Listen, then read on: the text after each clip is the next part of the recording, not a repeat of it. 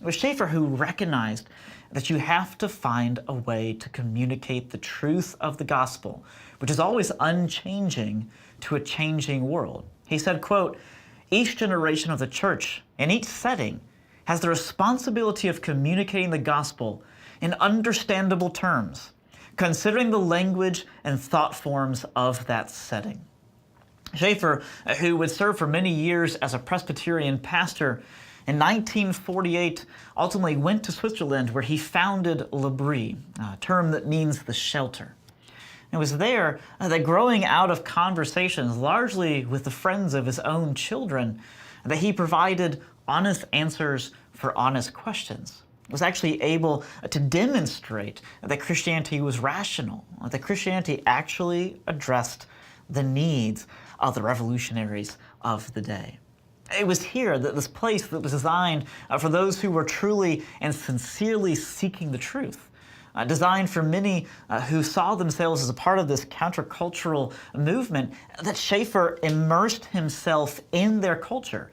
He knew their music, he knew their art, he knew what they were into, and he was able to interpret it all through a Christian lens.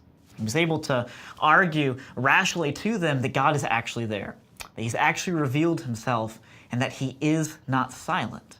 In fact, he's not silent on anything. Schaeffer was a brilliant man at interpreting things such as art, but as I mentioned earlier, interpreting all things cultural. And he was really against the old modernity notion of there being a divided field of knowledge.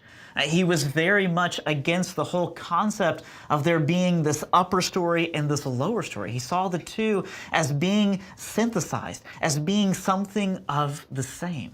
It was Schaeffer who largely communicated these ideas while dressing comfortably, while sitting on the hearth of a fire and unpacking something like the Heidelberg Catechism. It was a very organic growth that came out of real community. Something done by a man who typically didn't worry about things like money. At one point, he was asked at a conference what he would do if his support money for L'Abri stopped coming in. His reply was simple. He said, "I guess we'll be smaller."